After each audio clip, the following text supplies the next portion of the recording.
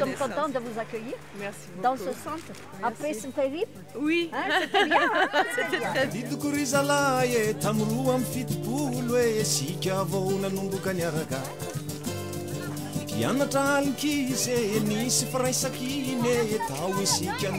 La bouillie qui est préparée et dans laquelle on va rajouter la spiruline. Et comme ça, c'est doux au goût pour les enfants et c'est agréable pour eux. Tu mets la spiruline avant ou après la bouillie? Oui, mais tu mets après. Donc tu mets la bouillie chaude, après tu mets la spiruline et après tu mélanges. Okay.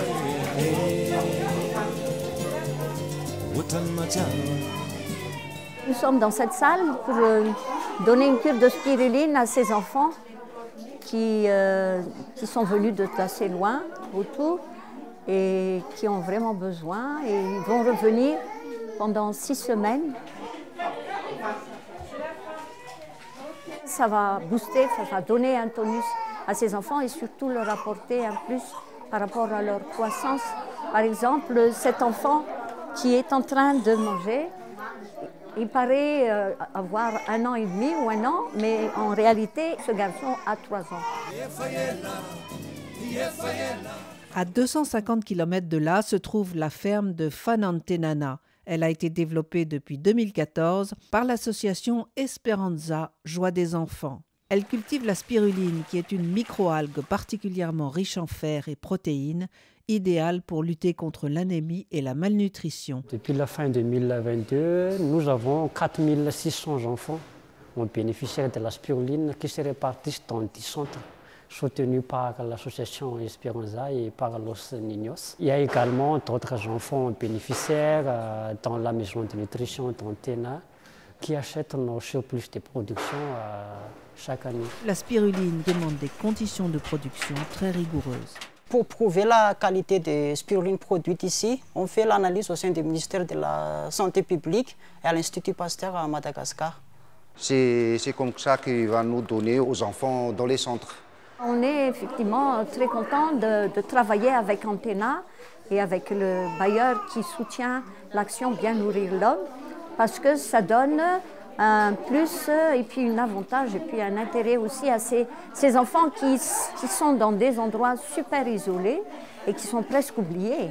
Ce matin, on a fait un test HemoQ. HemoQ, c'est un appareil qui permet de mesurer le taux d'hémoglobine dans le sang. Le taux d'hémoglobine permet de connaître la quantité en fer de l'enfant et selon la quantité en fer, on sait si l'on a malnutrition ou non. Et donc à partir de là, on va démarrer une cure de spiruline qui amène le fer.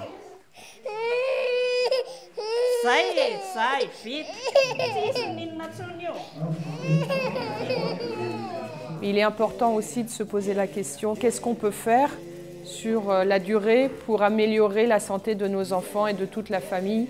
Et c'est pour ça qu'avec toute l'équipe ici, il y a des actions pour vous parler de la nutrition, comment bien nourrir toute la famille de façon équilibrée. Parallèlement à cette action, on va amener les mamans au jardin potager pour les sensibiliser à une éducation alimentaire. On leur apprend à faire de la production agricole, de l'agriculture biologique qui respectent la nature.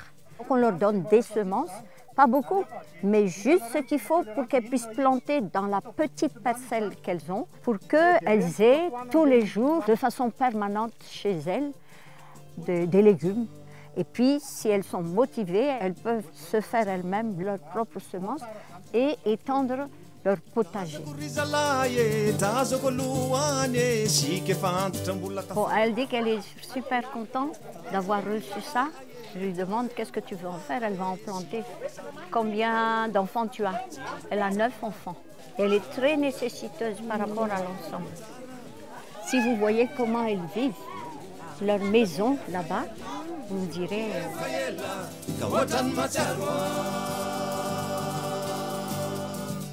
L'idée, c'est qu'elles ne viennent plus avec leur enfant chercher la spiruline parce qu'elles auront produit leurs légumes, parce que l'alimentation sera équilibrée et les enfants ne souffriront plus de malnutrition.